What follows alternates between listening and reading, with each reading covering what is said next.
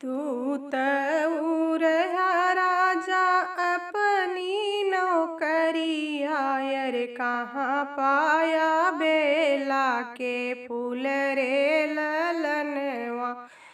अरे कहाँ पाया बेला के फूल रे ललनवा। तोहों से ले सुंदर मालिन के बिटियवा अरे वहीं पाए बेला के फूल रे ललनवा। अरे वहीं पाए बेला के फूल रे ललनवा।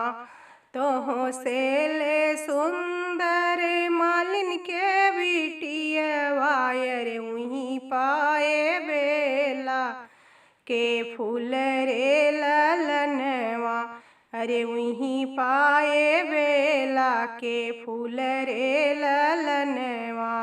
धावों रे नौआ रे धावों रे बरिया अरे धाई के मलिनिया बोलावों रे ललनवा। अरे धाई के मलिनिया बोलावों रे ललनवा। हमरे तपिया रहले से ठकी नौकरिया अरे कैसे के पिया बेल माई रे ललनवा। अरे कैसे के पिया बेल मायू रे ललनवा।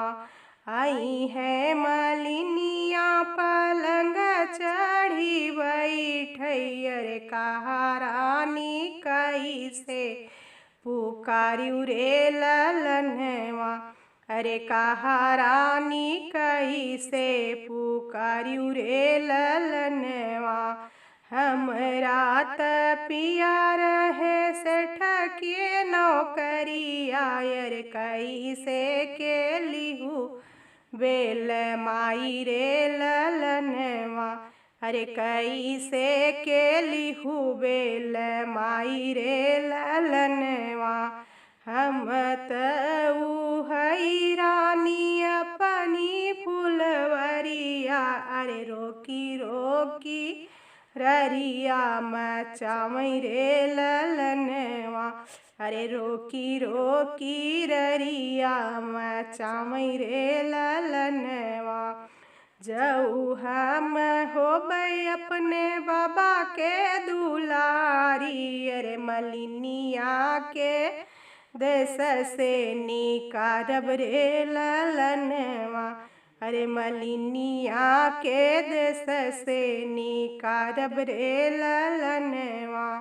जऊ हम होबै अपने बाबा के दुलरुआ अरे मालिन के लेबई बसाई रे ललनवा।